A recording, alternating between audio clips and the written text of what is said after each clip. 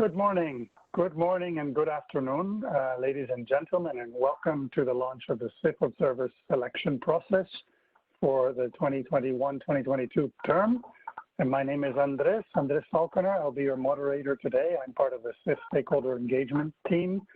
I'm delighted to be leading this session with you. This is a joint session co-organized by Resolve, CCP, Climate Capital Partners, and the CIF, the Climate Investment Fund, and you'll be hearing from members of our three partner organizations.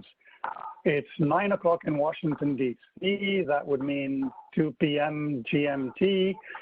4 o'clock where I am joining you today. I think it should be 6 p.m. in Pakistan. So thank you for accommodating all your busy schedules, and let's go ahead. Let's get started. Firstly, I would like to welcome you and remind you of some very good webinar practices. I have to say one of the upsides of, if any, of this coronavirus crisis is that we seem to have become so good at live sessions, Zoom sessions, WebEx sessions, webinars, that this all might go without saying, but it's always good to remember that while we are in a meeting, it's useful to try to create a safe, distraction-free environment so that we could feel almost as if we were meeting in person. We would love to be meeting in person if we could. The golden rule, again, mute your microphone when not speaking. If you are joining us from a spot where your internet connection might be slow or a little bit shaky, it might be a good practice to turn your camera off. Except maybe you could try to turn it on when you want to speak. I will encourage you to familiarize yourself with the features of WebEx beyond audio. WebEx is a quite powerful tool, and one of the features we'll be using extensively is the chat option, where you can share comments, thoughts, or questions at any point without interrupting the presenter. You can just write them down in the chat room. You could also reach out privately to anyone with the chat window. Please locate your chat window so you don't miss it when comments and questions pop up, and keep the debate going. This is a learning session. We are all learning. We wish we could be face-to-face learning in person, but please be patient. Please be patient with any technology glitches if they do happen. Let us know if you have any trouble. I've put on the screen a number that you could text, WhatsApp. This belongs to Renata, our guardian angel that keeps us and the technology in place. And this is Renata's email address.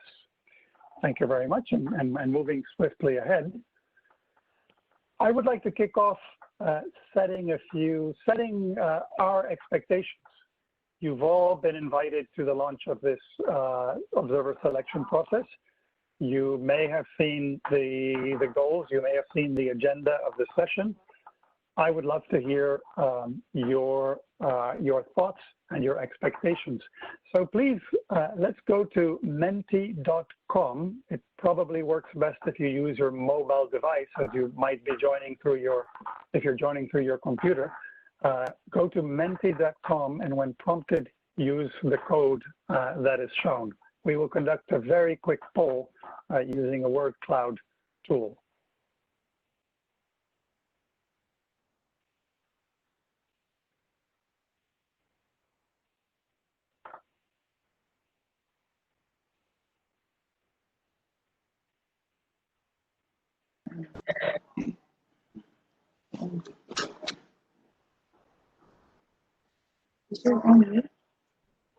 Yeah, it's okay.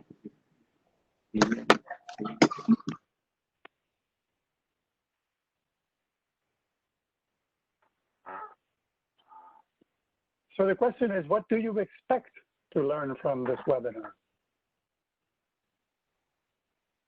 Again, if you expect to do something more than to learn, if you have other kinds of expectations, please share them with us. There are questions about the process that we hope will be answered. The features of a good observer. What does it take to be a good observer? The process. Learning about the CIF itself. the selection process, the responsibilities of observers. Keep them coming. We have a good number of participants.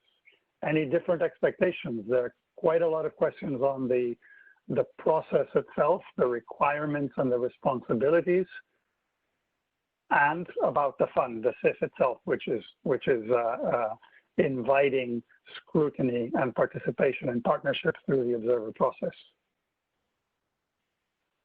Okay, it looks like you've read the brief. It looks like you know what this session is about, and indeed, this is a webinar called To Launch a Selection Process, where we will be learning about the convener, the observer system, and the process itself.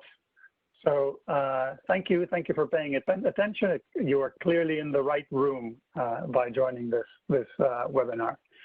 So moving swiftly on, you should, if you're joining from a computer, you should be seeing a screen that I am sharing. I hope you are. If you're connecting only through audio, we will try to walk you through so that what we're saying makes sense, even if you cannot accompany the presentation. Very briefly, our objectives for today are to introduce the CIF Stakeholder Observer Program, to present certain findings that underpin the innovations and changes to the program and to the selection process. There have been findings and recommendations through studies and consultations, and to explain and discuss the observer selection process with prospective participants. Prospective participants meaning you. If you joined us, we understand that you are likely interested in finding out, and likely interested in finding out if you belong in this program, if you have what it takes, if you have the requirements, and this is for you. We have a very busy agenda, and we have a commitment to keep on time, to stay on time. We may, if we feel that there is an appetite for it, we may extend for a few minutes for the conversation. Anyone wishing to stay beyond our adjourning time, but we will commit to finish on the time that has been allocated. And I will walk you through each step of this agenda, which has been shared in the invitation. Moving swiftly ahead, we will hear from Dora Quidro, who is a senior environment specialist and the head of stakeholder engagement at the Climate Investment Fund. We will hear about the CIF Stakeholder Observer Program and the background on the CIF itself.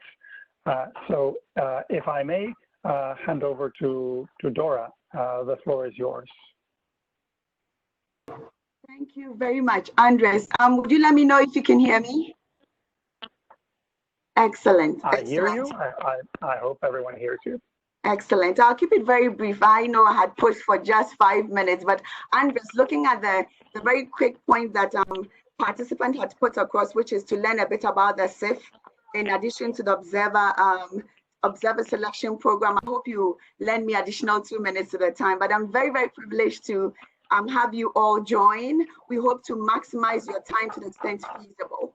And as Andres has rightly pointed out, this session is only to scrape the surface of the whole observer selection process, to let you know who are your go-to persons and to help address any preliminary issues you may have, even as you begin to take interest in putting your nomination for potential observer's position.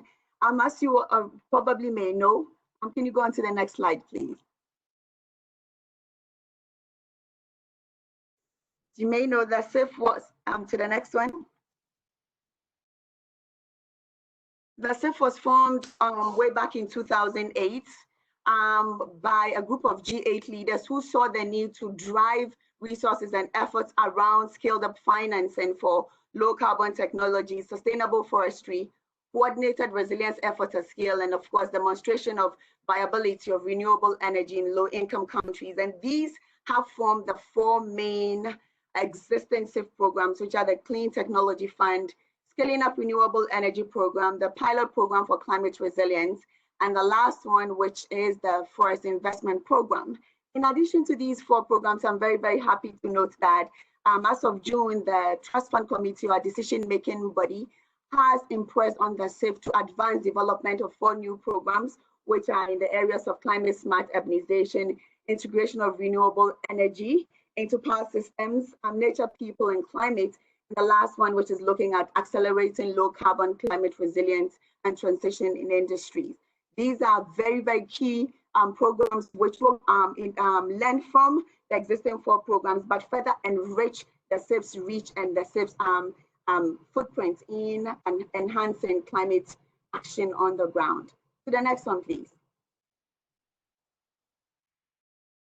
And very briefly, as you may be aware, the CIF adopts a very well-structured governance model that not gives space to our recipient and donor country representation on our decision-making bodies, but most importantly, it gives active observer status to non-state actors. And I'm using the old structure, which is also very helpful in understanding the governance structure. It gives you clear understanding that at the global level, where we have 2 main trust funds, we have about 4 civil society members, 2 private sector, and 2 indigenous people represented on the SCF Trust Fund Committee, as well as the CTF Trust Fund Committee. And at the subcommittee level, for the FIP Forest Investment Program, the Pilot Program for Climate Resilience, and the Scaling Up Renewable Energy Program, we also have, in addition to equal representation of donor recipient countries, representatives, active representatives from non-state actors. Here again, you have 4 people from the civil society, 2 from private sector, and 4 from indigenous people for the FIP. Similarly, 4-2-2 for the PPCR and the SREP subcommittee. This gives you a very good understanding of the robustness of the CIF's governance model. Please go ahead. I just wanted to quickly mention 2 key pivots in the CIF's business model. And as I've highlighted, you see that we give recognition to country-led programmatic participatory approach, and we give consideration of social inclusion at the outset. So these 2 key pillars in the CIF's business model clearly gives you a good understanding of how robust our stakeholder engagement program is. Please go ahead. In addition to the second finger, funny enough, I was pointing as if you could see, but the pointing finger, which talks about inclusive and transparent governance structure, the CIF also dedicates resources to ensuring country-led multi-stakeholder planning, providing tools and resources.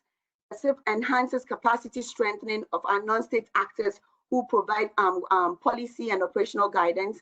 And also we course correct, we put resources into knowledge products and evaluation to enhance our ability to see how we are performing on the ground with regards to our non-state actors, so that we can improve as we go. The 5th finger on our stakeholder program is on the stakeholder advisory network, and permits me to generally describe it as a platform which convenes observers, both active and non-active observers from across the 5 climate funds, to cross-share knowledge and to cross-fertilize. And I think these are quite strong assets for the CIF stakeholder engagement program. Please go to the next slide. And this is a very, very brief touch for ones who are trying to know a little bit more about this. But I thought I'd throw this in for quick info. But as I've mentioned, at the governance level, at the global level, where decisions are being made about allocation of CIF resources, we provide space for our active observers, not just to provide input, but to ensure that they are bringing the voices or liaising with their constituencies and bringing the voices of these their constituents to play on the policy level. So that's a critical role for our observers. We also expect our observers to be able to identify experts on the ground who can be invited to speak on specific topics of relevance to the benefits of the members of the Trust Fund Committee. In addition to that, we also ensure that our observers are providing the 2-way street. It's not just a one-way, just providing information, but ensuring that they are also taking from the Trust Fund committees and relaying these information to their constituencies. So that's a cycle of knowledge sharing with our observers. One point I wanted to flag is that our observers program is not led by us from the standpoint of the selection. The selection is done by the respective constituencies. So here you will be hearing from participants from the Resolve organization who are independently leading the selection of NGOs. We would have someone from Klima Capital Partners speaking on lead in the selection of the private sector representatives or observers. And then the last but not the least, the indigenous people and local communities using their own model in bringing to the CIF members who they feel can add value, substantive value to discussions around policy and operations. And I will not belabor the country level engagement, but this is to say that our observers, in addition to contributing to the global level, also provide specific added value at the national and at the local level. Please go ahead. And very briefly, I think I wouldn't belabor this. I've already mentioned the Stakeholder Advisory Network, and hopefully you will hear a bit more of how we intend to solicit their support in the selection process to further enhance the reach and the technical expertise that we hope to bring on board. So as I've already mentioned the sign, and I wouldn't belabor it at this stage. Please go ahead, Andres. And very briefly, I'm sure you may be wondering, why does the CIF put so much resources and attention to stakeholder engagement? It's quite clear that enhanced process engenders trust and ownership, and it leads to more effective results on the ground. We don't just sit in a corner and come up with interventions and resources, no, but we ensure that we are guided by on-the-ground expertise. This process of stakeholder engagement also helps us to track our process and to give us the space to course correct. And that way we are able to optimize use of limited climate funds. And the last point is about building resilience in both national and local communities. And I think our model of enhanced stakeholder engagement gives us space to be able to do that. As I mentioned also, we ensure course correction. That means we provide space for independent evaluation of our work to provide us additional content on what we are doing best and what we could do better. And these points, I only highlighted them as coming up from a recent study that has been done, which has given us more insight on even how to further improve our observer selection process. I think this will be the next one will be the last slide, Andres. And very, very briefly, 3 key elements that came out of our recent independent evaluation of the CIF Stakeholder Engagement Program was on, although, forgive me if I sound like I'm blowing my horn, but although we seem to have come up with a model for the observer selection process, and our model has been somewhat replicated by other climate funds in the likes of the GEF and in the likes of the FCPF, a study that we just conducted or just came out, that independent study, still enforced on us to further enhance our observer selection and our onboarding, as well as the constituents representation. So that is the crux of our conversation for this morning or this afternoon. And of course, the last 2 pointers, we hope that our new observers are well able to be able to help us fulfill the 2, which are increasing meaningful and effective engagement of local stakeholders in investment planning and improving stakeholder engagement program, involvement in program and project implementation, and of course, monitoring and reporting. So Andres, if you can go to the last one, and that's it. But I wanted to flag that, as I have mentioned, we hope to use this selection process to bring out the various targeted recommendations we've received, which of course includes enhancing the reach of information around the self-selection process, ensuring that the observers who would come on board are well equipped to technically, operationally, and policy-wise represent the views and perspectives of their various constituents to be able to make tractable contributions to discussions at the policy level as well as at the operational level. And most importantly, to ensure that we are bringing in additional space for other constituents that have not been substantively represented. For example, youth. We've been engaged with youth for a while, but we would want to ensure that they have space on the observers group.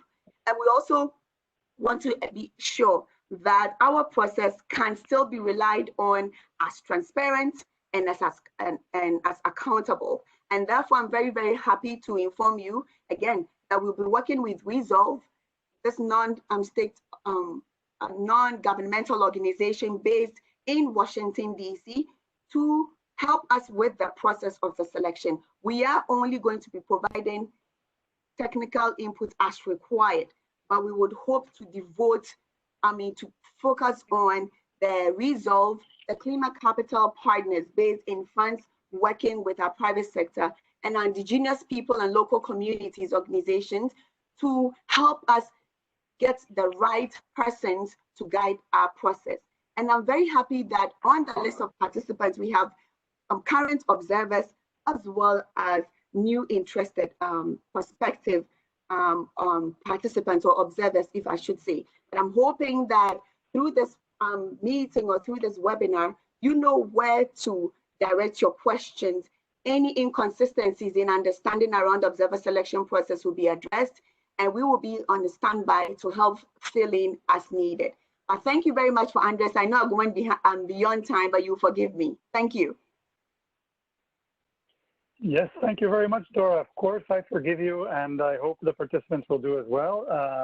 We are 5 minutes behind, and we have a long lineup. But thank you for giving this essential background on the CIF itself, on the role of stakeholder observers, and on some of the recommendations. And when you mention recommendations, that really leads us to our next presenter, John Garrison, who will speak about the research and the studies that have led to insights, findings, and recommendations on improving and enhancing the stakeholder observer process. John, just by way of introduction, is a consultant for the CIF, but he has a long and celebrated trajectory and history of being one of the pioneers of civil society and stakeholder engagement in the World Bank as a whole.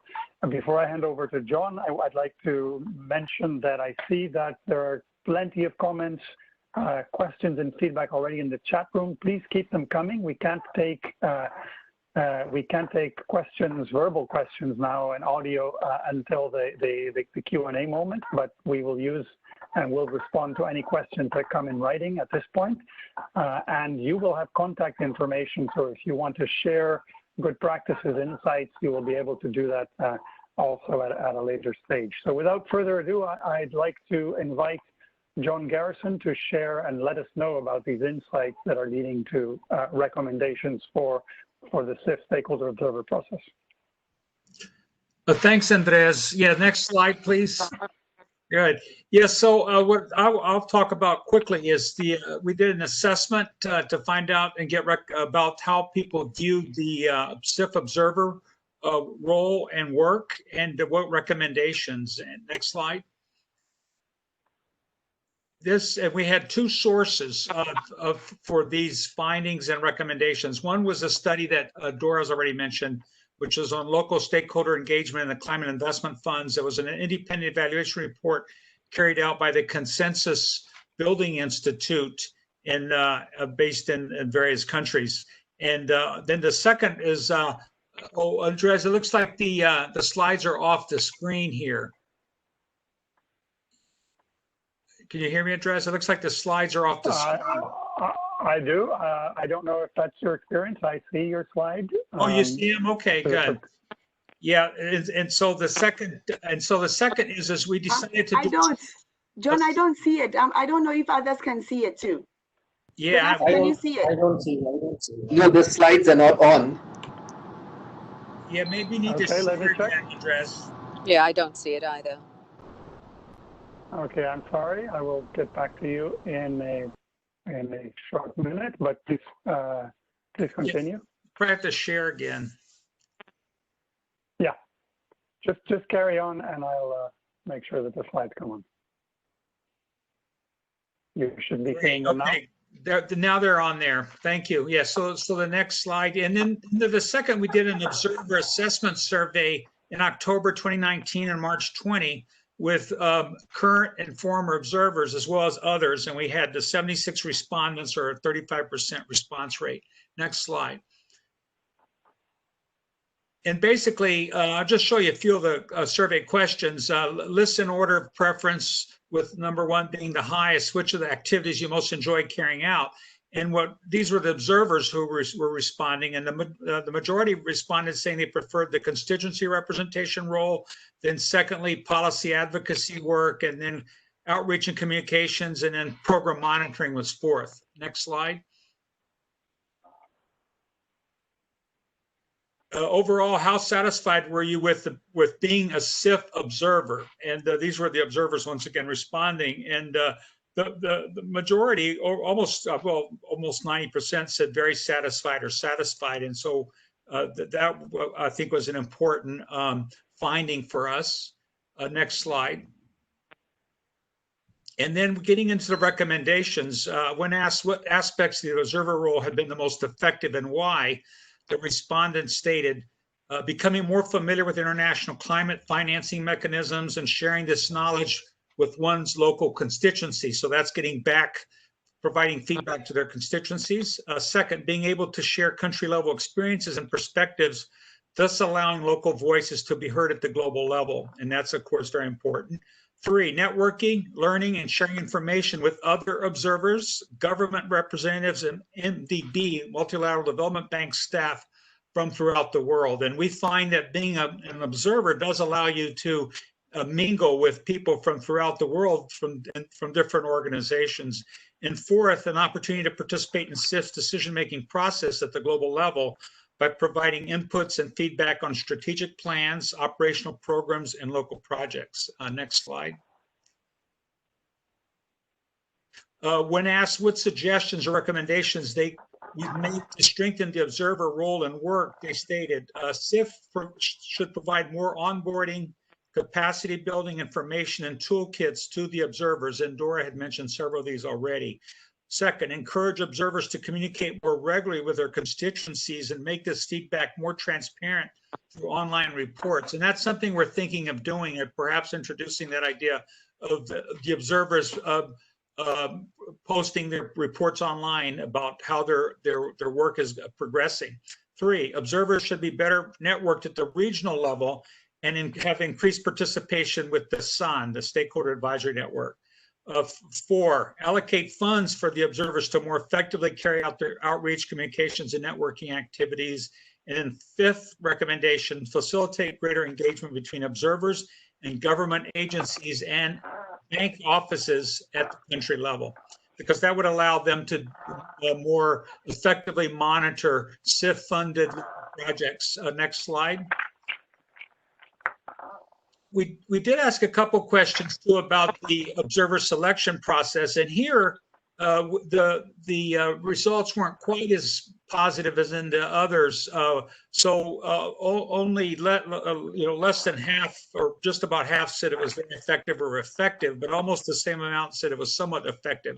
And so we got several recommendations. Next slide. For how to increase or improve the observer selection process. And that's what this webinar is about today as well. So they said the process should be more transparent and call for nominations disseminated more widely. Be more explicit about eligibility criteria and how selection decisions are made. Three, past and current observers, including those members of the Stakeholder Advisory Network, should provide input in the selection of new observers. Four, ensure that local communities and broader range of constituencies, such as youth groups, are selected to be observers. And five, set the bar high for the selection of observers to ensure that they have the needed expertise and knowledge on climate change, as well as strong experience in working and networking ability with local constituencies. Next slide.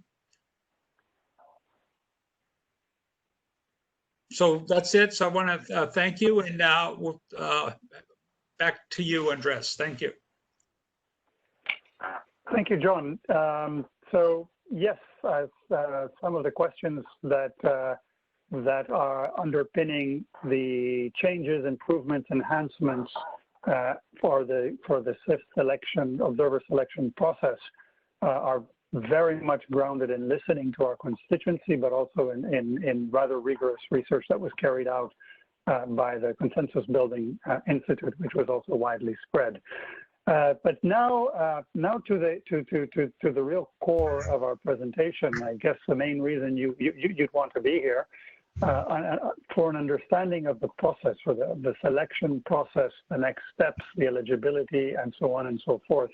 I'd like to invite Andrea and Maya of Resolve and CCP to present. Let me just get their presentation up shortly and ensure that you see it. Can you see the presentation? I can see it, yes. Can you hear me? Okay, thank you. So Andrea Bacher is the lead for the private sector observer selection process. Maya Brightberg-Smith is the lead for the civil society observer selection process. We will also hear later from Edna Captoyo describing the indigenous people selection process, and as some have already asked. But at this stage, we're focusing on civil society and private sector. So over to you, Andrea and Maya. Great, thank you. Just want to check that you can hear me speaking. This is Maya. I do, Maya. I think that means everyone else does. Great. Well, thank you very much, Andres. I'm Maya Brightberg-Smith with Resolve. I'll be kicking off the presentation, and it was really helpful to see the word cloud poll at the beginning of this presentation or this webinar to see how many people are interested in understanding and learning about the process to become observers, and also really good to hear the presentations from John and Dora and see how a lot of the way that we're implementing the processes this year really reflect the recommendations coming out of the surveys. So I'll start off our presentation today sharing a little bit about Resolve. Andrea will also share a little bit about Climate Capital Partners, CCP. And then Andrea will speak a little bit about the selection criteria that we're using for the selection processes this year. I'll give some details about the Joint Selection Committee, and then we'll get into the details about the processes for the CSO, private sector, indigenous peoples selections, which are all somewhat different. So we can go on to the next slide. Okay. And so just a little bit of background on Resolve. We've got our team's pictures up here. We'll be leading the civil society organization, the CSO Observer self-selection process, and I do want to emphasize that it is a self-selection process. Resolve will be facilitating the input and decision-making of the CSO community. And just in terms of the team, the people you'll be hearing from Resolve during this process, I've got myself, I'm the project lead, Laura Bartok will be leading the application and voting system and process, and Margaret Lee who will be leading our outreach efforts. And we do have a website where we'll be posting information about the CSO selection process, resolve.ngo/site-CIF-observer.htm. Next slide, please. And just a little bit more about Resolve. We're an organization with 40 years of experience designing and implementing collaborative processes. We really focus on helping different parties work through contentious issues and find solutions. We focus on primarily conservation, health, and natural resource issues. And for those of you who may have been involved in the kind of CIF observer processes for a while, you may be familiar with our organization. We've facilitated the CSO observer processes in 2012 and 2015. I was involved in both of those processes. We also in the last few years have managed a similar process for the Forest Carbon Partnership Facility in 2016 and 2018. And just, in terms of our values in this space, our organization was founded on collaboration and consensus building, and we bring that to this process. We focus on being inclusive and transparent. And so when we run and facilitate the CSO process in this to identify the CSO observers, we really rely on these fundamental principles of public participation, accessibility, credibility, transparency as we're running the process. And we do rely on the guidance from the CSO community as we run the process. So with that, I'll turn it over to Andrea to speak a bit about CCP. Thank you. Thank you, Maya. And hello, everyone. My name is Andrea Bacher, and I'm, as you already heard, working for Climate Capital Partners. I give you an introduction of who we are and our experience with private sector observer selection. And then, as Maya already mentioned, we move on into the topic on selection of observers. So in short, CCP, we are really working at large on climate solutions. Important for us is always that it creates a sustainable value for both the local economies and the communities. So as for Resolve, really the idea of partnership and long-term value creation is at the core of any project and climate finance solutions we are undertaking. And we are working in this regard both with the public and the private sector. And this can mean already before project starts, so helping to set up the conditions to enable climate finance solution, but then also in the practical implementation. So myself, if we can change to the next slide, please, I will be the project lead, and I will be supported by CCP's IT and outreach department. I've been organizing also the CIF selection process of the private sector in 2015. Overall, I have, for the last 10 years, organized numerous selection processes for the private sector, particularly for anything of the UN Framework Convention, but also the UN Headquarter Climate Team. So any nomination in any form I have organized for 7 years. And I also established the very first private sector observer selection process for the Green Climate Fund. And I also did several selections for the Technology Executive Committee of the UNFCCC. And with this, we are now starting. And maybe you wonder, because you have heard, of course, we are doing a self-selection process, which means each constituency on its own will select and recommend its observers, of course. But in the same time, you see, of course, that we are having a joint presentation. And the reason is that when we were exchanging, we realized, of course, that we have quite a lot in common, and many of our criteria are similar. So there also our cooperation comes, and you will hear later a little more about this, and the same on the process timeline. So there will be, of course, the self-selection part, and we will explain this, but we will also have for the first time a joint selection advisory committee, and Maya will talk more about this, which will be like a second step reconfirming the selections of the different constituencies. So it's a little more an advanced step for selections to ensure good governance and in the process. And with this, I will actually start first of all with an overview of the different committees. If you could go to the next slide, please. Yes, so this is for you to show you at a glance the funds. So you have already heard, of course, from Dora about the Clean Technology Fund. We have the Strategic Climate Fund, and newly there are 4 new climate program areas under so-called global subcommittees. I should also say before we move on, the number of seats I will mention in a minute, they are very likely to remain, but are for final confirmation. As said, the fund is evolving, and so the seats are evolving as well. So within the next 2 weeks, this will be finalized. So there might be some final slight changes, but overall, that's at the moment the current state for the seats. So the technology fund, as you can see, is really to promote investment in clean technology.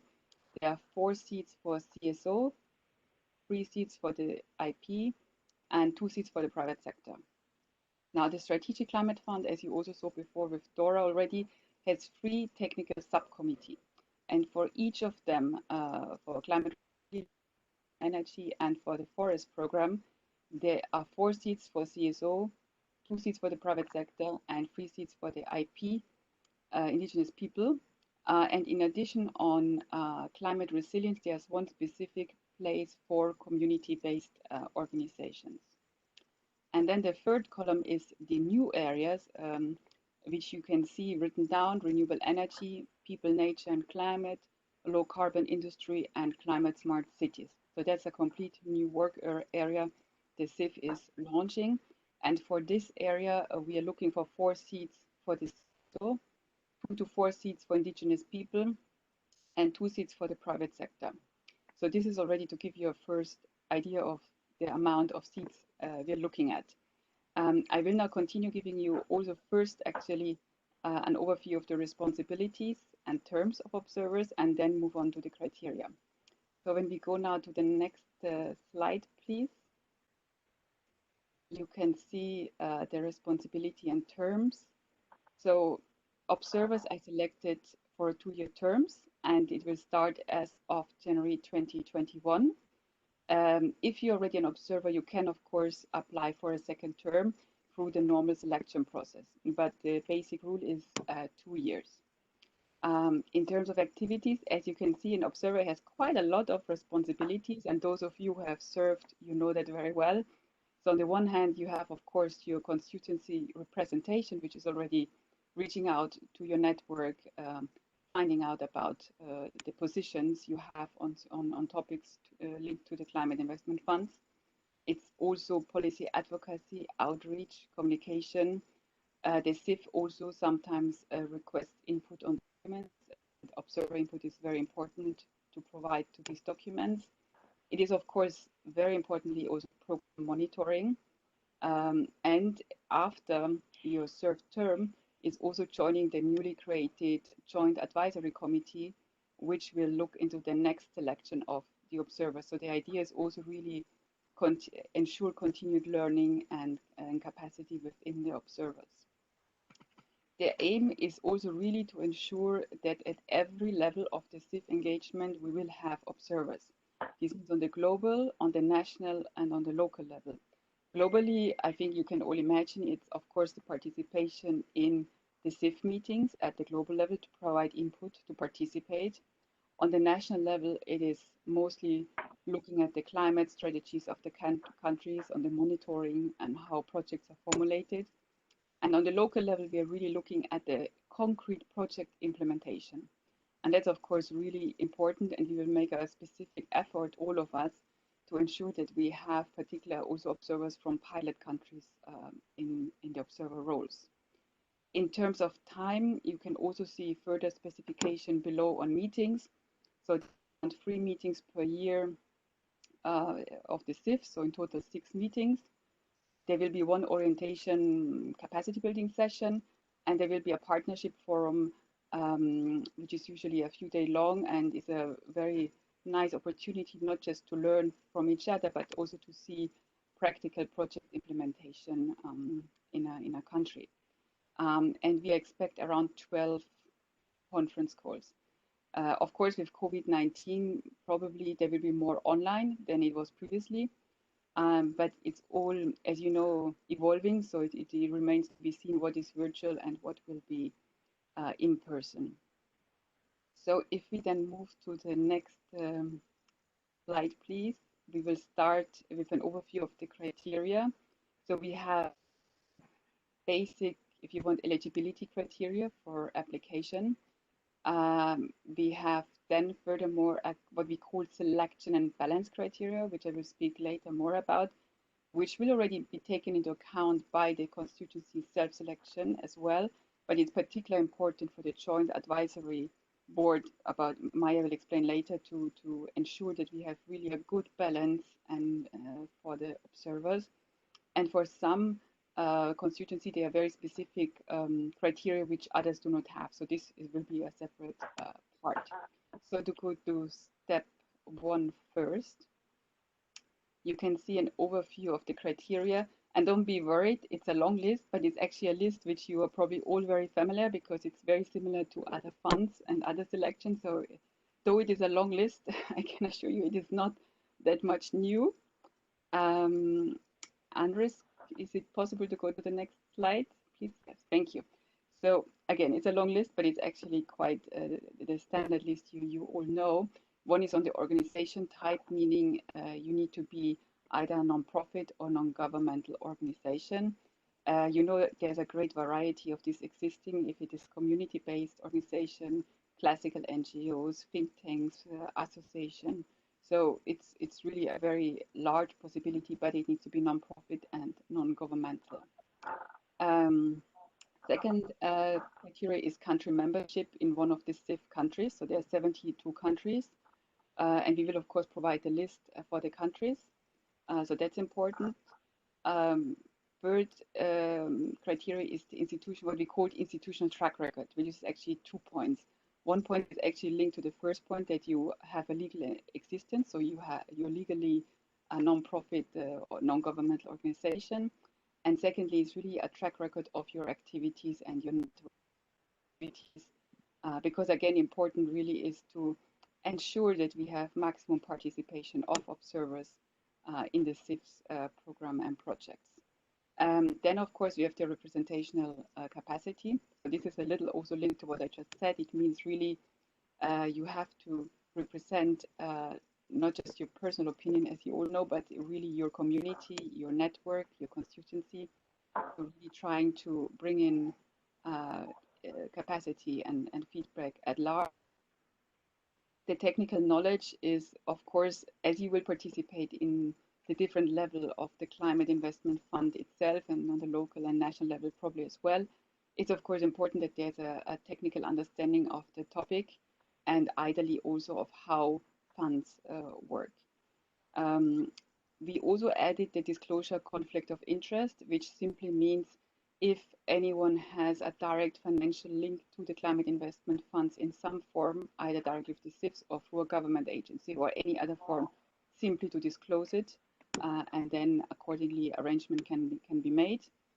In terms of language, as you know, our working language is English. So a good understanding of English is necessary, though we are all trying in the CIF very hard to provide translations as much as possible, particularly in French and Spanish. But of course, if you come to the meetings, you will see that the working language is mostly English.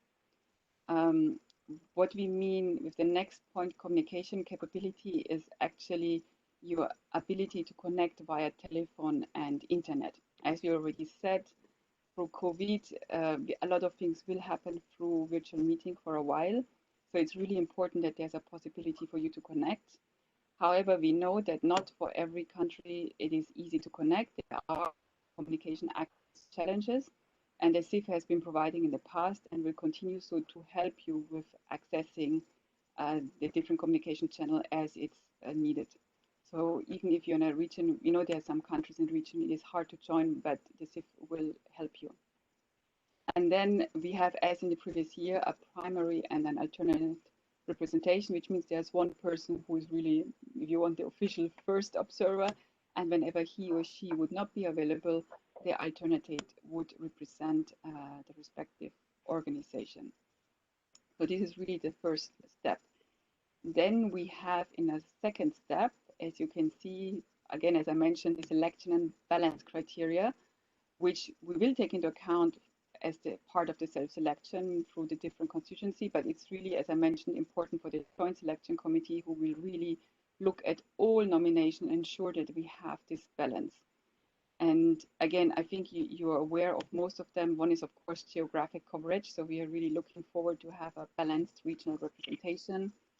It is, of course, about gender balance as much as possible. It's about institutional diversity. This is a point which relates to what I've mentioned before, that the CIF works on 3 levels, the global, national, and local level. And of course, we're looking also for institutions who can, in the best case, of course, do all 3, but at least have a diversity to have people working on the different levels in some form, and also different legal forms, if you want. So not only think tanks, for example, but maybe also community-based organizations, and so have a variety of institutions. Now, when we say inclusion, we mean particularly that we would like to pay attention to include those who are underrepresented until now, which were at that stage partly women, some, for example, disabled observers, or youth entrepreneurs in the private sector, for example. We didn't have a youth entrepreneur. So really trying also here to be as inclusive and diverse as possible. And we're coming back again to a very important point, of course, which is networks, really ensuring that the networks are existing, that you can reach out to your network, communicate, send information, inform them about opportunities, but also if there's an input request, which is important for projects or for the CIFs. And then we move to the specific points which we have for the CIFs, for the CSOs.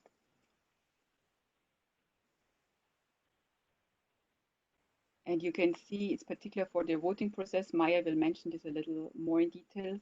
For the CSO, there's a specific voting procedure, and the selected observer organization must receive votes from outside their home country as well. And with this, I hand it to Maya back. So as she mentioned, she will now say a little about the CSO specifics, then the joint selection committee, and then we will come back all together, Maya, Edna for the indigenous people, and myself to explain our process. Maya, to you. Great, thank you. And just on to the next slide, because we've referenced the Joint Observer Selection Committee, or the JOSC, wanted to share a little bit more about who that group is and what they'll be doing. So their responsibilities will be to provide guidance as we're kind of developing and finalizing the process for selecting observers. So giving input into the criteria that we've just gone through to guide that selection of candidates. But also as questions come up during the selection processes, will help us as we work to answer those kind of questions or concerns that come up. And that group will be responsible for making final decisions. I do want to emphasize, this is a different approach than I know when I've been a part of this selection process in the past, that it's a different approach to have this joint committee, but we've felt that it would really allow kind of all of us as the selection processes are moving forward to take advantage of synergies, of networks, and share learnings across the different groups, and also help with that kind of looking at balance across the full group of observers. There will still be decision making that each constituency does. So I would look to the CSO members of this selection committee to help look at and assess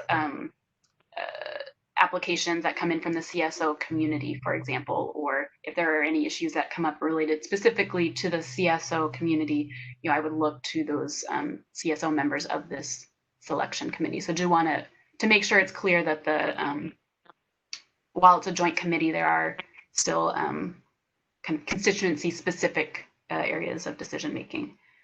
Just go on to the next slide, please, and just to share kind of details about the membership. So we'll have representatives, 4 representatives from the CSO community, 2 from the private sector, 2 from the indigenous peoples process. We'll also have specific seats for the members of the SAN, and that reflects some of the feedback from the LSC survey that John was speaking to earlier.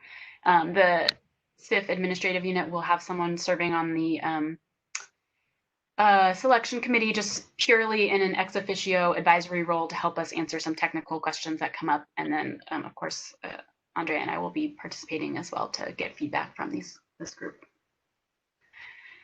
On the next slide, I'll speak to the CSO selection process, and then Andrea will speak to the private sector selection process, and then Edna will speak about the indigenous peoples process. Because the processes are so similar, there are some differences, and we want to speak about those differences, about the processes separately, but they really follow a very similar process, and so we put all of that information in one place. But in terms of the CSO self-selection process, we start out with a call for applications, launching the selection process. So first we are looking for applications.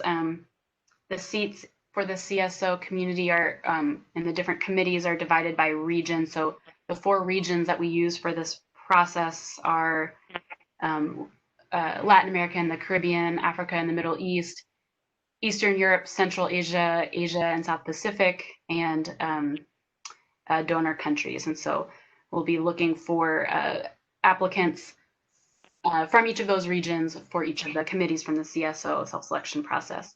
At the same time, something that's different about the CSO selection process is that it involves voting. So the CS, once we kind of go through the end of the process, we'll ask CSOs from around the world to vote for their preferred candidates from their region. And so to help facilitate that, we start out also at the same time that we launch the call for applications, we also open voter registration to get the information of people who are interested in voting in the process. We are doing something a little bit different this year where we know that there are a number of people who have voted in previous processes for the CIF CSO observer selection process as well as the FCPF process. And so we are going to take an effort to kind of streamline the process for returning voters. So that's step one, happening in August or September. Then the next step is we will, for the CSO process, look to those CSO members of the selection committee to help us review applications, conduct interviews, and select a shorter list of candidates to go onto the ballot. So kind of looking to make sure that all the applicants meet the eligibility criteria and selecting a smaller number of candidates to actually move on to the ballot phase. In the same time frame, the voter registration will close, and that will happen just right before we launch voting. Step 3, anticipated to take place in October or November, will be that voting phase. Registered voters will be notified that voting is open and will have the opportunity to vote for candidates from their region. I should note that it's each organization kind of will have one vote. It's not multiple people from one organization. And then finally, in November, December, we'll look at the votes that have come in for the different candidates, review and verify those votes, and work with the selection committee to look at those votes alongside the balance criteria and make final decisions, and then notify the candidates about the selection results. So that's the CSO process. It's somewhat complicated, but hopefully was relatively clear. And I'll turn it over to Andrea to speak about the private sector process. Thank you, Maya. So for the private sector, the steps are relatively similar. What we are not having is the voter registration. What we are going to do is, of course, having also the call for applications, and we will follow up at large bilaterally and with the major private sector networks, both on the global level and national level, and in some specific pilot countries. And this will be for us, particularly in September, October, but probably already end of August, we will be starting with that to ensure really to have the maximum outreach and interest in observer roles. And the other timeline is exactly the same as for the CSO, with October, November, having a short list of recommended candidates. For this purpose, we will also have a combination of the private sector members of the Joint Advisory Committee and volunteering former private sector observers from the CIFs being part in a kind of private sector committee itself, if you want. And we will reach out to candidates, have interviews, and then recommend the candidates to the Joint Committee in November for final decision. So as you see, it's very similar to, the timeline is very similar to the CSOs. And with this, I hand it over to Edna from the Indigenous Peoples Group to explain more about her process.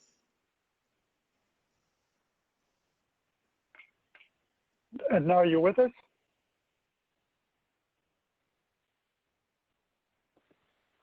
Can you hear me? Yes, yes, I hear you. Yes, I can too. Go ahead, Edna, please. Floor is yours.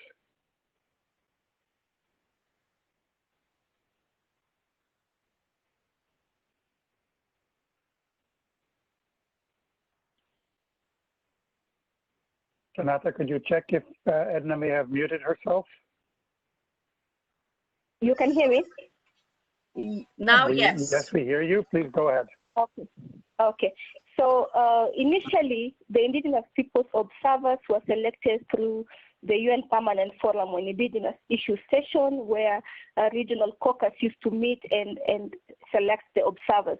However, with the current situation and also following the spirit of the local stakeholder engagement findings and also how to strengthen the observer engagement, we are deciding that it's going to be facilitated by current observers from each region, that is Asia, Africa, Latin America, and Pacific. So these current observers are going to support the selection process in each region. And also, it's good to note that for Indigenous people, we have specific allocation for each region for the different committee and seats available for Indigenous people. So each allocation is based on the number of countries that CIF program is being implemented and the recipient country. So we don't focus on on the donor country, but the recipient countries. And selection will also focus on main and alternate observer, of course, ensuring that we conform to the CIF 2020 observer selection criteria in that spirit, and of course, ensuring that it's Indigenous representative from Indigenous networks and institutions, whether small or big, so that we can also ensure inclusiveness and also ensure gender inclusion. We never used to have alternate before, but this is something that we intend to ensure that we have alternate in place for this current selection period. Yeah, if there are any questions that may arise later, I'd address it. Yeah, that's all for now. But regarding the process, it's already outlined, and we shall follow the same as CSOs and the private sector in terms of timeline, and in case there are challenges, then we can be able to address it. But for the meantime, those are the timelines we follow with the rest of those in the joint committee, selection committee. Yeah, thank you. Thank you very much, Edna, and thank you, Andrea. Thank you, Maya. We've heard quite a bit to process on the credibility and the track record, the experience of the partners involved in the selection process, the criteria, the responsibilities, and the process itself. And we've also heard about the specifics. So we have 3 parallel processes for private sector, civil society, and Indigenous people that follow a common set of principles, but have their unique processes that are fine-tuned for their specific needs. So thank you for illustrating that. Now, if this is a little bit abstract, if this is a little bit over your head for some of you, we thought we would enjoy hearing from observers directly from their experience. What does it actually mean to be a stakeholder observer? What do you do? How does it work? What are the challenges? What is your experience as a stakeholder observer? So we've asked 3 observers to just share very brief comments or stories about their experience. And I'd also like to mention that we are running a few minutes late in our schedule. For those of you that are available, we would love to continue our debate, our dialogue. So it will be a little bit like that, the chat we have after the meeting over coffee, or we can continue having Q&A if you're available. But we're committed to finalizing the formal part on time. So to hear from our observers, I would like to ask Edna, while you're still with us, please, could you share your own experience as an Indigenous people observer for the CIF? Back to you, Edna. Thank you, Andres, and other listeners, the participants. I served as CIF observer for 1 term in the SFAP, and as you know, Kenya is the recipient country, and also coming from my background, also having been the task force that really supported AU way back early 2009 in development of the DGM. So I had at least some understanding of how the CIF works. My engagement in the CIF has been interesting, of course, because I work at different levels, local, regional, national, and international level, but I would focus my work on the local and national level engagement for this session. I've been able to engage in community outreach, awareness creation, especially on generally, not only about CIF, but also about all the climate financing and also the different processes that are there, keeping the community informed, and facing the fact that the previous organization I was working with could allow me to engage in different platforms. I was able to also piggyback on different processes, whether regional as well and national, with different indigenous organizations to update them really on the process. And also that provided space for me as well to get some feedback from the constituency, not only the ones sometimes we use online, but also enabled me to collect feedback from the local level. And collecting those local level experience as well is what allows us to feed into national level decision making. So I've been active in national platforms on climate change with the CSOs and private sector included, where I've been able to influence climate policy, and we have a permanent seat in the multi-stakeholder platform for indigenous people specifically. So that has taken a lot of concerted efforts amongst indigenous peoples group, including myself and others. And also we've been able to influence national climate change policy, response strategy, and also recently even the national determined contribution. And of recent as well, we've been able to engage with the CIF focal office and also the custodians of climate finance in Kenya, who are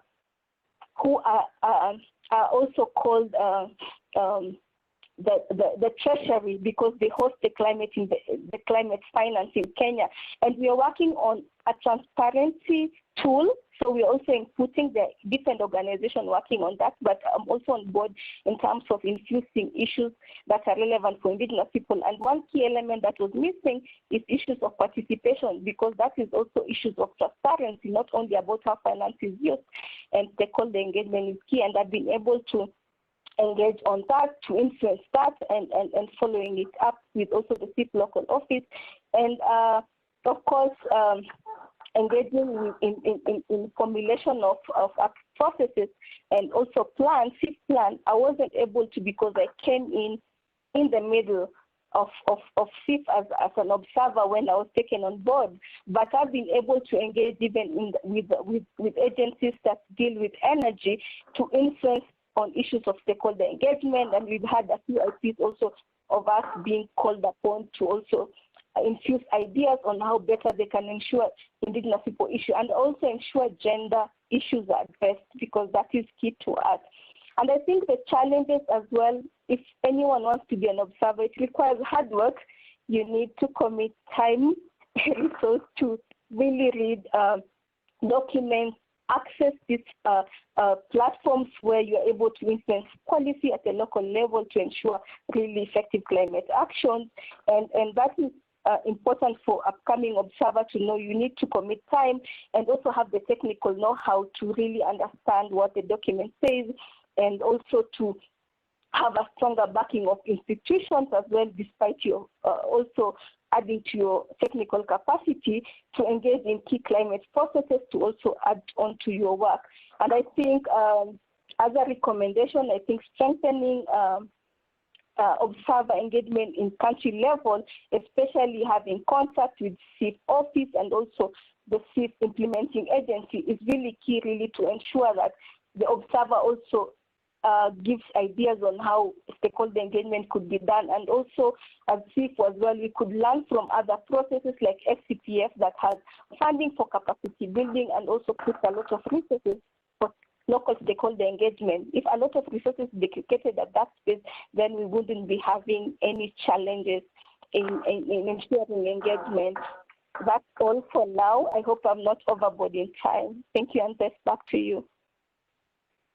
Thank you, Edna. Thank you for sharing it and making it real. That's the idea. And if there are any further questions when we go into Q&A, not just on the process, but on the actual heavy lifting and the work of the observers, I'm sure Edna and others will be happy to share. I'd like to invite now Margaret Antoine, who is Director at Climate Markets and Investment Association in the UK, and is a private sector observer. Margaret, tell us a little bit about your role as an observer. Great. Thank you so much, Andreas. Can you hear me? Because I'm on a slightly different computer. Yes, we can. I hear you. Yeah, okay, great. So thanks so much for inviting me. I found it really interesting, the work that you guys are doing, and seeing the evolution of the CIF has been fantastic. So I represent the private sector, and being an observer really means you represent a constituency that the fund views as valuable, such as civil society and indigenous people, gender, and the private sector. And I think what's interesting is the fund recognizes that these stakeholders are important to the development of projects that the fund wants to achieve. And hence we're invited into the board and committee meetings as observers. So I started engaging with the CIF when I came into the Climate Markets and Investment Association back in 2016. I wasn't the observer at the time, but because I would engage with the Secretariat, I got to know them better. Also represented at the Forest Carbon Partnership Facility. For those of you who don't know, it's also a fund held in trust at the World Bank around results-based payments. And most recently this year, I was elected as the private sector observer at the Green Climate Fund for the Developed Nations constituency. And why I share that with you is because I've got to see this development of what it means to be an observer. And in some ways, an observer is very similar to non-executive director role, is what we would call in the private sector. And so non-executive directors, or NEDs, provide expertise and insights to boards so that they can achieve their company goals and objectives. And we can absolutely translate this to the observers of what happens in the climate funds. You know, we don't have votes, we're not that, but the fund recognizes that they really want to engage with and have the expertise of these different constituency groups. So I'll make 3 brief points about what this means to be an observer. And the first is the governance. Now, fund governance refers to a system of checks and balances and work performed by the governing body, which is usually the board, of an investment fund to ensure that the fund is operated in the best interest of the funds and its investors. So the CIF's governance is broad-based and inclusive with a multi-stakeholder design process. It aims to be equitable, foster participation, partnership, and to be transparent in their decision-making.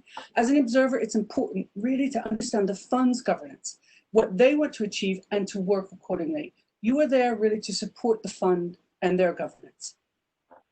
So the second point is bring value, okay? So bring value and network. You have to have the required expertise and knowledge of climate change, of climate finance, of a variety of things. It's important to remember as well that you represent a wider constituency, and this is not your place for personal opinion. It's really about what's the best for the greater constituency good and how that fits in with fund. It's really important that one reaches out and recognizes the wider constituency group, because while you'll be learning, you really should be delivering real value from your expertise and insight and from the network that you have. It's important as well to stay on top of what's happening in your constituency group. And as we all know, developments, you know, happening at such a fast pace. So that's why it's so important around this networking. So either you have the technical knowledge yourself or you know where to get it, which is why it's so important to build a network comprised of other experts who know more than you do about a variety of different topics. This could be sector specific, let's say with regards to water or land use, but also country and industry specific, such as renewables or cocoa. We could go on and on. Engaging with these sector experts would really make your role, will help your role at fulfilling this in the most effective way. And the third point is be prepared to work. because this is a fantastic role, but at the same time, it's voluntary and it requires quite a bit of organization and work. Even if you have constituencies assisting you, somebody has to lead from the front, you know, as to how you're going to organize, and it's challenging to manage the workload. So one of my recommendations, and this is from years of working through, is having processes and procedures in place really helps. Some events can be fantastic because they can be held in the exotic locations where the funds are working. For example, the CIF and the FCPF did a joint knowledge and training day after the FCPF board meeting in Laos in October 2017, and we got to visit a CIF site via traveling on the Mekong River. And that, while that was great and it was fantastic, we still had all the preparation for the board meeting, which entails reviewing all the board documents, understanding the developments, understanding what these documents mean, and basically how they, you know, how they interface with your constituency group and how you can add value, because you can't comment on everything. So really, it's very, very important to be able to take a high level view, but also have the industry expertise to understand how to interpret that and make decisions. So what's most enjoyable for me, what it is it's the people and the learning. I've learned so much through looking at the different projects, through meeting the other people, through the different constituency groups. It's a fantastic, wonderful way to really learn a deeper knowledge and also share your expertise and insight. One of the most challenging things is managing your time, because as it is a voluntary position, this aligns very well with what I want to do of giving back, of bridging the gap between finance and these climate funds. So for me, this works, but it's a lot of, it does require a lot of organization, care, dedication, processes and procedures will help, but at the same time, it's really wonderful. So I hope that I'm happy to answer some questions, but I'm actually in another meeting. So if it's not me, then I'm sure Andrea will be able to answer. Thanks so much. Thank you so much, Margaret, and thank you for making time from your other meeting and joining us. And with that, I'd like to hand over to Ali Sheikh. Ali is an independent consultant, a former CIF observer through his former affiliation through Lead Pakistan. Ali? Thank you, Andres. I was an observer, a CSO observer from Asia in the PPCR group. And it was a wonderful experience. When I was an observer, I had the opportunity to represent the observers group on the advisory group for learning. And that was a small group of experts on learning who were trying to see that how impactful the CIF investments have been, whether or not they have been transformational, and whether or not the interventions and the investments were programmatic. So these were a set of very focused questions on which some of these advisory group members were able to focus. And then I also had this opportunity to participate in the TCLP, which was the Transformational Change Learning Partnership of about 50 individuals and institutions who focused on some of these issues in a much more deliberative fashion. Now, it was a remarkable learning journey for me. It immensely. So that's my starting point. I want to make quickly 4 points in 2 minutes or so. First is that being an observer provides you an opportunity to have forward and backward loops completed. You bring your local stakeholder experience, interests, and expertise, their barriers and the drivers of change, and the challenges, and thrust is on at the global arena for the benefit of CIF processes, governance, and investments. So the trustees and your own counterparts and other experts from other regions, as well as the administrative unit members, stand to benefit from your experience and insights. And what you learn here at the global exposure that you get, you take it back to your local stakeholders and interact with them. So that's why I called it a forward and backward loop, whereby it's very, very interactive. And it's a remarkable learning experience for you and the people that you interact with. Number two, it also provides you an opportunity to challenge, to champion any particular specific issue that we are deeply committed to. It can be accountability, it can be transparency, it can be efficiency, it can be learning, it can be gender, it can be just transition or transformational change, or any set of issues. And if you're well prepared to take your interventions at the right forums in an articulated and coherent manner, you're able to influence and inform larger investment processes and conversations. The investments that CIF make are no mean or no small investments. Imagine the opportunity for you to at least inform those who are making those decisions if you are able to effectively champion something. And finally, I want to say the third point in this regard is an opportunity to network. And when you network, it's not just making your personal friends and contacts, which is, I'm sure, quite important contribution in itself, but also to communicate and strengthen the outreach of some of the issues that you have been engaged in. So in terms of your knowledge, in terms of knowledge management and your ability to communicate and to reach out to various interest groups with your learning and with your interests and with your concerns, is an opportunity that this forum will provide to you. And finally, what I want to say is the local stakeholders are typically very poor, very marginalized. They don't have a voice, and it's an opportunity for you to be their voice. It is your opportunity if you become an observer to ensure that their interests and concerns are reflected and articulated. And it is your opportunity or your responsibility to ensure that the voiceless people do find a voice through you in a larger and a richer process. It's not an adversarial relationship that you will have with the trustees or the policymakers in different CIF funds, but it's an opportunity for you to engage with them on the partnership basis to ensure that it's a win-win situation for all of them. Thank you.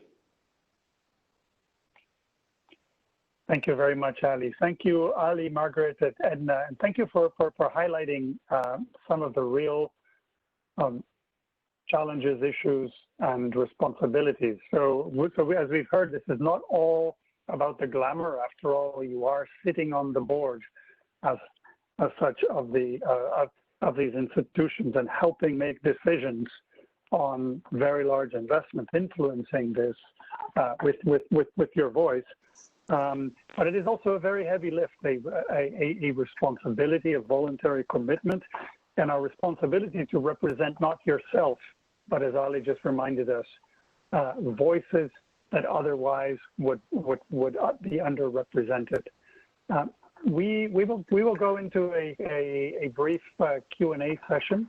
I'm very interested in hearing from our audience, which I assume is interested in potentially joining as stakeholder observers. I'm also interested in hearing from everyone we've heard before on what are the actual challenges. How does some of these lofty promises deliver? What are some of the shortfalls, and what can observers do to improve the process? I have to say we're running a little bit late. We're about 5 minutes from our official ending. So in respect for all participants that have busy schedules and have commitments, we finalize the formal part of our session. But in everyone's interest, if you're available, we will continue. We will stick around, those of us that are available for a lively Q&A.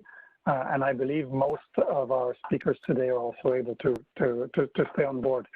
We've had quite a lively back and forth in Q&A in the chat window. So a lot of questions were already not only fielded, but answered and dialogue back and forth. This actually is a quality of webinars that works a lot better than face-to-face meetings. But I would like to invite you to share your thoughts, to share your questions. And if you can share your questions and let us know to whom you're directing your questions, please make them brief in the interest of everyone's time.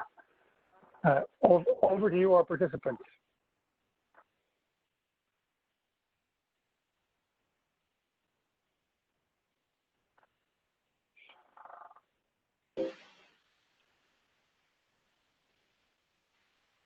Andres. Hello, Andres. Yes.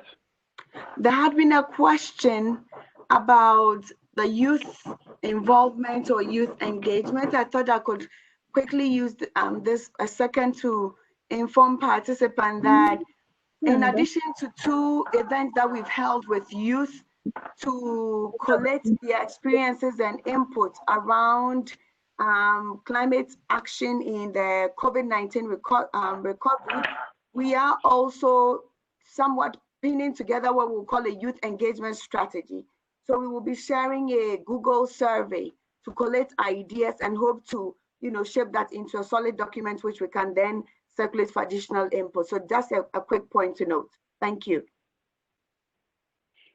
Thank you for speaking about youth, and I know that's an issue you care dearly about, Dora.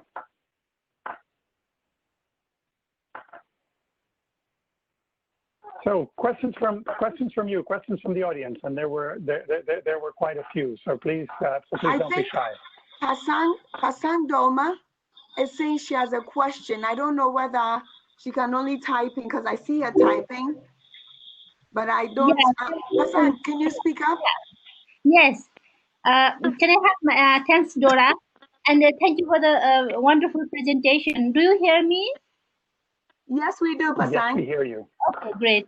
Yeah, thank you for the presentation. And this is my first time that going through all this process, and so very thankful for understanding the process and also sharing all the experiences about Margaret and Ali.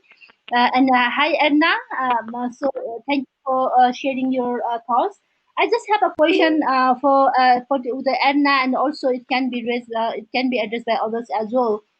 So going through your presentation, it talks about the different seats for the indigenous peoples through the self-selection process, which I am very familiar because I was also a member of I was also observer to the FCPF almost for 2 terms, and also working very closely with the FIP in Nepal and also in the DGM at the moment. So I have this one. So suppose we are more focusing on regional. So how could we ensure the regional balance in all these seats? Because for example, Clean Technical Fund is 3 seats, and Strategic Climate Fund with the PPCR and SRIP and FIP is 3 seats. So when we have in the UNFCCC, the representation is done from the UN cultural 7 regions of IP. So how would you balance to make sure the regional balance in each seats from the indigenous peoples? Yeah. So a question specifically on the indigenous people process and participation. Yes. Is that a question that Edna could field? Or Dora yourself? I believe Edna or Maya or Andrea could also chip in. But with regards to the regional representation that Pasang is flagging, what we are trying to hopefully do is use our existing IPLC group who have regional representation for that matter.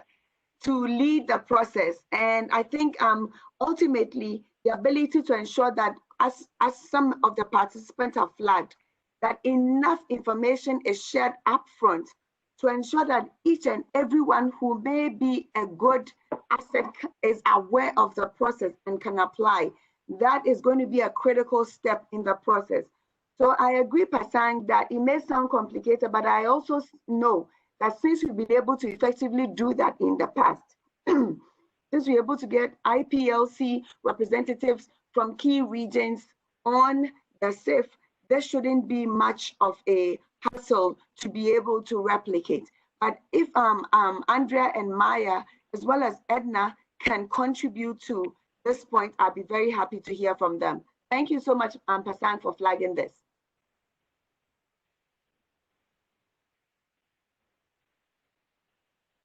So I see Over Grace, to you, Maya, Andrea, Edna. I see Grace Balawag is typing. Grace is from Philippines on the IPLC group. She's saying for Pasang, the CIF is working only in the 4 regions, Asia, Pacific, Africa, and Latin America. So we have self-selection for each region. I hope that's helpful, Pasang. Thank you.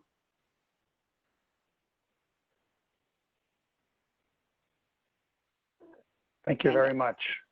Any other? We had a number of questions that may have been addressed to satisfaction on gender participation, on how the CIF measures the effectiveness of stakeholder engagement, and quite a few. If there are any other questions, now is the time to do it. Otherwise, I will invite our main presenters to address any of the questions that were fielded in the chat window.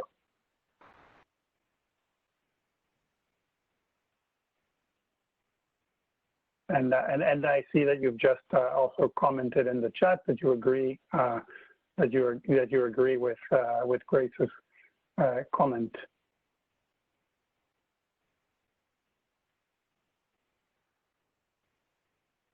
I'm sure there are more questions. Don't be shy, please.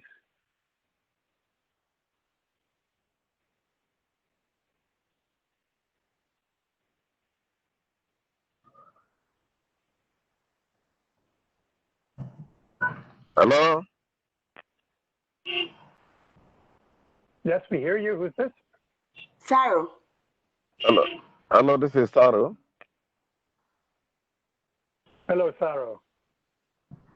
Are you coming with questions or answers for us? Please share your wisdom. I didn't get the question, but I think man is likely to make a comment and to support the position that Edna has clearly explained in terms of the selection process for indigenous peoples, which I think she is quite on course and right, because that is the way we have been doing it. And of course, I also want to use the opportunity to call on other indigenous people who are on this platform now to also use the opportunity to call on them to ensure that the information about this election process is well circulated and shared with other members of the indigenous communities, so that this time around we can have a large number of indigenous people showing interest in the electoral process, and that will also help in the presentation of what to happen in the next round of observers. So I think that is just the comment I wanted to make, and also to say that my appeal to CIF remains, which has been one of the biggest challenge for those of us who are outgoing observers. Trying to, while we are planning to get new observers, we should also at the same time plan on how to also empower them to do their work. Part of the biggest challenge we've always had relates to how they can be funded to also do the work they are doing, particularly in the local communities where they work without access to some of these facilities. And that makes the work quite challenging, particularly when you know that it is largely a voluntary assignment. So while we are working on getting people elected, to become observers, my prayer will also be that CIF will be working towards seeing, no matter how small they have to do to support the observers to do their work on the ground. Thank you. Thank you very much, Saro. And for those that don't know Saro, he is an Indigenous Peoples representative from Nigeria. And thanks for bringing up the issue of the need for CIF support for the work of observers. This has also been noted in the studies that were referenced here. Thank you very much. Further comments? Hello. Yes, we Hello? hear you. Who is this? Yes, my name is Godwin from Nigeria. Yes, Hello. Godwin, come along. Okay, so good enough. The last speaker, mentioned talked about the question I was going to ask, because when the observers talked, it was as if there were no challenges. I know very well this is a voluntary, kind of assignment, so there could be challenges there. Because I would like us to learn from the challenges they faced and also to see if there are lessons they have learned in the course of their work, so that when the new observers come on board, they will be prepared and equipped so that, again, we'll be able to manage their expectations. Because, yes, it's new. The job looks very interesting, but then we need to equip our observers very well. So I would like if, you can throw more light. I think that can go to any of the past observers. Any one of them can share, their experiences if there is time. And then the other one I was going to ask Edna was the criteria for voters. Who votes? I know we've talked about the criteria for, the nominees, but what about the voters? What are they going to be based on organizations? Will it be individuals? What are the criteria for these organizations or individuals to be able to cast their votes during the election? Thank you very much. Thank you, Goodwin. So 2 questions. One is a request for more information on challenges, lessons learned to help manage the expectations of incoming observers. And I understand there is quite a lot that has been learned, and there's a full onboarding process. But also a question that I would understand would be for Edna, but Maya Andrea could also comment on criteria for voting, as these criteria are constituency specific.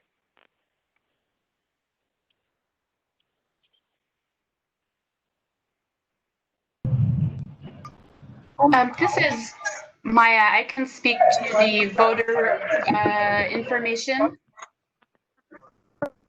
because it's. Go ahead, Maya. Sorry, I'm just hearing a little bit of background noise, but in the civil society selection, organization selection process, it is that's the CSO process that has the voting. The other 2 processes don't involve voting. So for the CSO process, I can share that we ask voters to be established civil society organizations that work on issues relevant to the CIF, so it's quite broad, and need to be based in one of the CIF partner countries. And each organization can only register and cast 1 vote. It's not an individual casting a vote, but rather it's an organization casting a vote for its preferred candidate. And organizations will vote for the candidates in their region.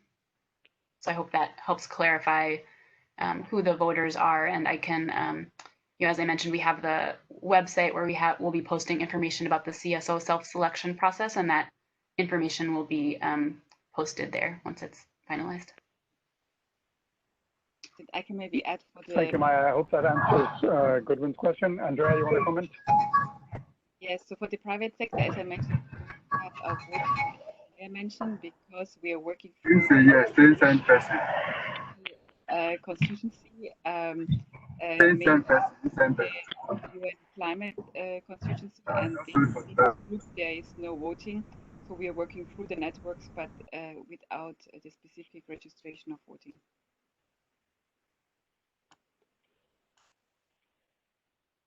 Thank you, Andrea. And I understand that while there isn't a formal voting process for Indigenous peoples, that the process is managed through their own local and regional collectives in each specific region. So it's very much devolved to Indigenous people representative bodies. To Goodwin's first question on managing expectations of incoming observers, I wonder if Dora or perhaps John would like to share anything on challenges and lessons learned, or perhaps some of our own current and past observers would share their own expectations.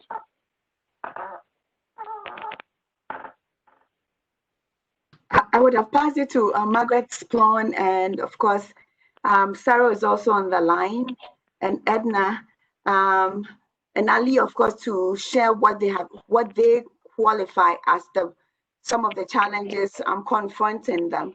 But I quickly want to respond to what the challenge that Sarah had thrown to me, which was providing resources to enable observers effectively do their work. And this is actually a question that I'm also going to be throwing back as a consideration for the selection process, because one point that we note is that the expectation would be to have selection of observers or constituency representatives who are already well networked, who are already representing the voice of their constituencies. And that should be one of the eligible criteria, just so that we are able to then, through funding for attending at least twice a year, as we used to have, or possibly once a year meetings, ensuring that they have access to documents ahead of time by inviting these observers to participate in the country-specific meetings. We are in that process enhancing their capacity to be able to be well plugged in the climate and policy discourse or the climate operations discourse. So we hope that the various elements of our capacity or the various elements of our stakeholder engagement support provides the needed capacity. And we are also hoping, again, that as part of the selection process, we are able to bring on board observers who are actually well plugged in their respective constituencies to be able to effectively do their work. But if I may also cheat a little, I know that other climate funds do not necessarily even fund the representation of observers. So we are hoping that by providing the resources to fund participation, and we're also hoping that by creating that SUN platform, which is a representation of both current and past observers, we are providing enough resources, both soft and hard resources, to enable our observers to be well positioned to effectively deliver both on the policy level with regards to recommendations and advice to our trust fund committees, but most importantly, being a good conduit for channeling information back to their constituency. So that's my quick input, and I hope that works. Thank you so much. Thank you very much, Dora. Thank you for reminding that this is that being an observer is not properly or merely a job that is done on a voluntary basis, but it is in fact an opportunity for individuals and organizations that are committed to enhancing the representation of their constituencies to do their work, and that the CIF does provide significant resources to enhance this work. But there are real challenges, there are real needs, and beyond funding, there are issues of capacity, there are issues of knowledge, there are issues of tools. And thank you again for bringing up the SAN as an example of a platform that is being set up precisely to offer that, to fill those gaps, to offer to fill the knowledge gaps, to offer tools for more effective representation. I think we're now running about 15 minutes beyond our established time. So unless anyone has a burning question, I would like to finalizing our session. I think that I agree with Dora on some of the issues she raised. Yeah, for SAN, building capacity and bringing people to meeting is something that is very good. But I still have I serve as SREP observer for Africa. I was operating in Nigeria, SREP activity is not in Nigeria, but in Kenya, it's Ethiopia, South Africa, and all about.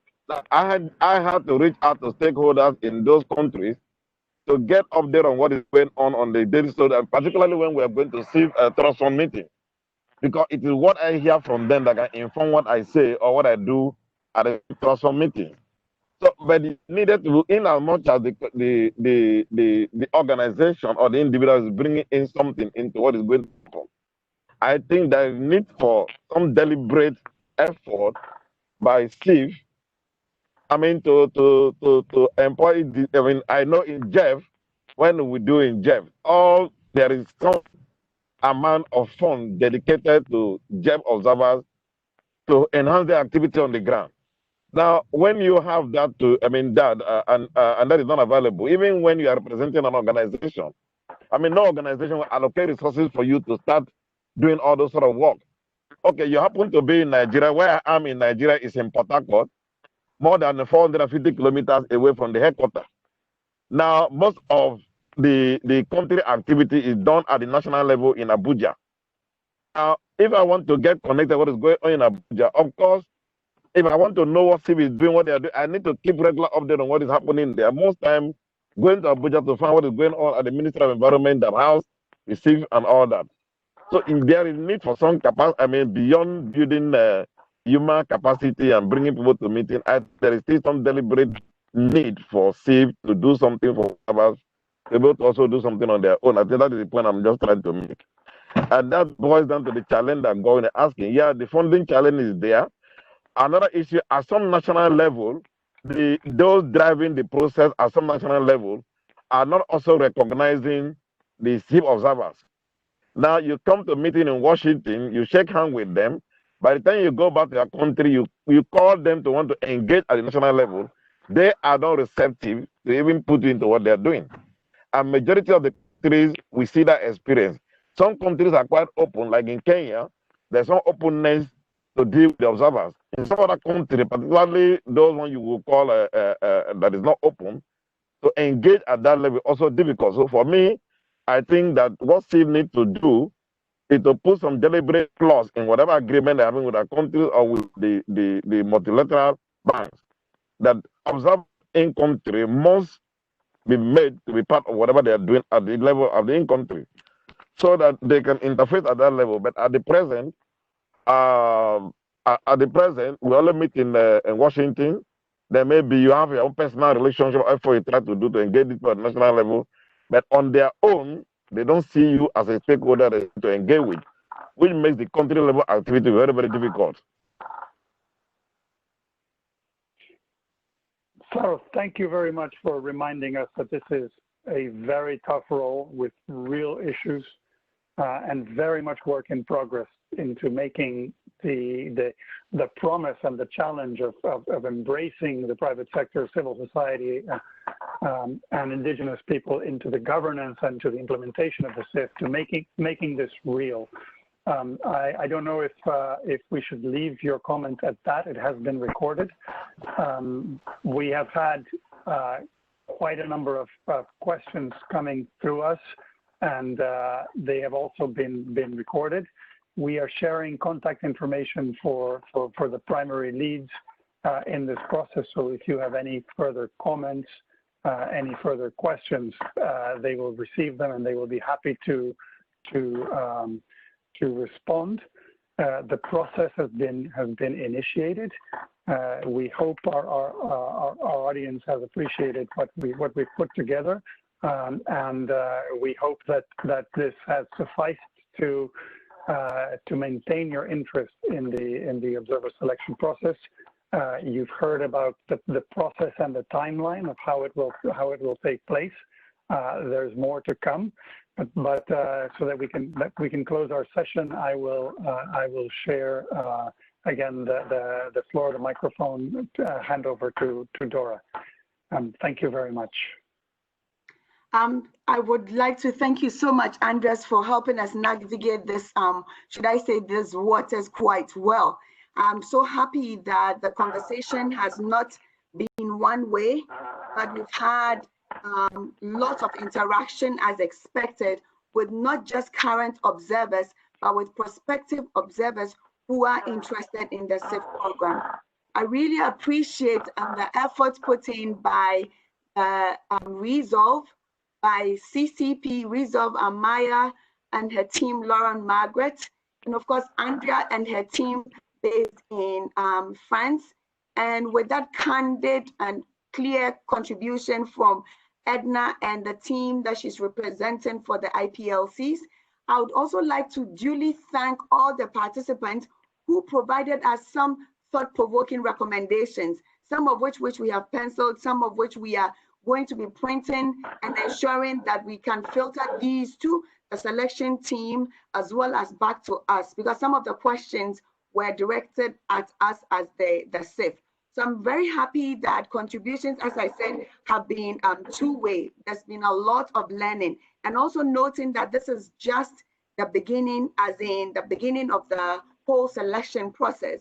So we would expect additional questions and additional queries to be coming in, and we are hoping that participants who are here today are also going to push information sharing, because ultimately that is what we would want to do, to have lots and lots of people aware of the process. And this is actually our first time of doing a launch webinar. So hopefully this will really help channel information on to ensure that there's much more knowledge about the process before even the call for nominations go out.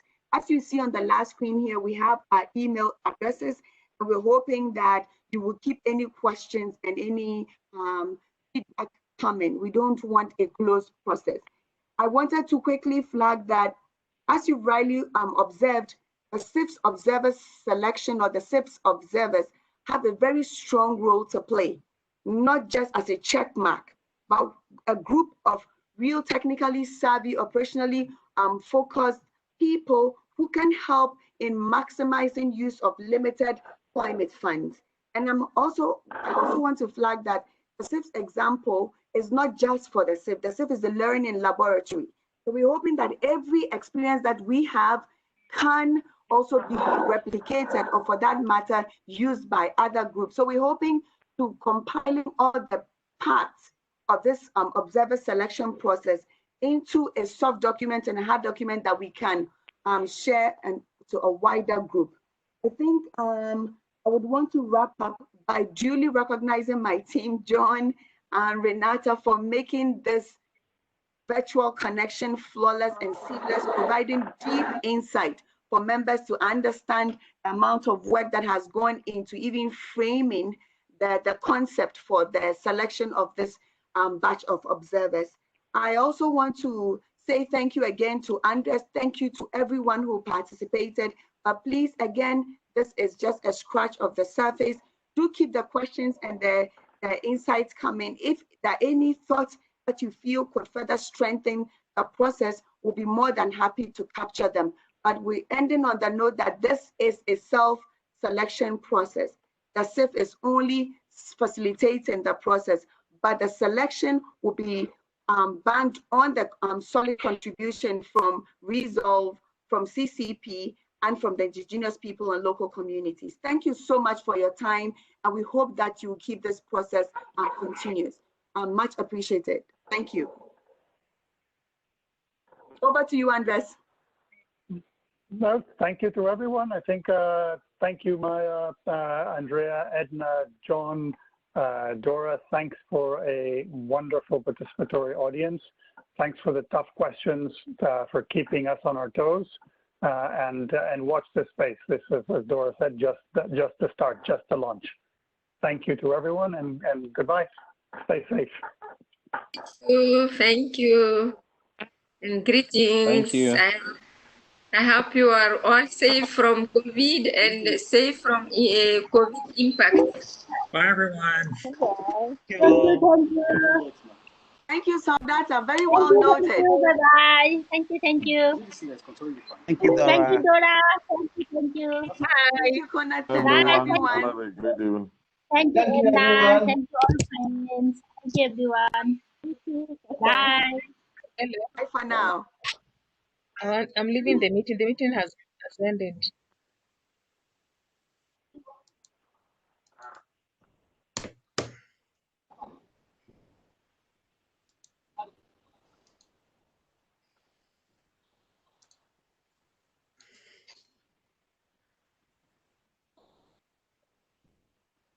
Oh.